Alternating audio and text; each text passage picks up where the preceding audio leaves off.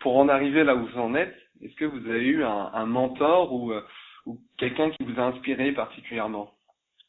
Oui, en fait, d'abord, évidemment, le premier magicien que j'ai vu, qui s'appelait Michel Cailloux, qui est comme je le disais, le premier magicien, le premier contact avec la magie.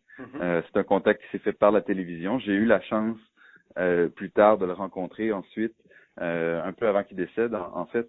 Et donc, pour moi, ça a été le premier contact avec la magie. Ça a été les premiers numéros que j'ai appris. Même, c'est lui qui me les a enseignés via la télévision, puisque au Canada, il avait une émission où à chaque semaine, il enseignait un tour de magie aux téléspectateurs.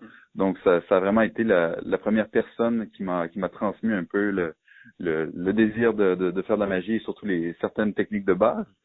Par la suite, alors que j'ai continué à évoluer dans le monde de la magie, je me suis mis à découvrir le travail de Darren Brown, le mentaliste anglais, qui est devenu très inspirant pour moi, puisque il a réussi à faire sa place dans le milieu du mentalisme en ajoutant beaucoup de psychologie, en fait, en présentant ses numéros comme un peu des expériences psychologiques plutôt qu'un tour de magie.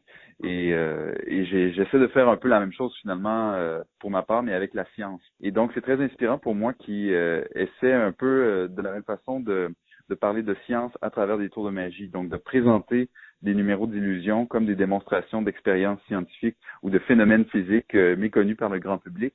Donc il y a quelque chose de très inspirant pour moi dans le travail que Darren Brown fait, et donc ça reste quelqu'un qui est très inspirant pour moi.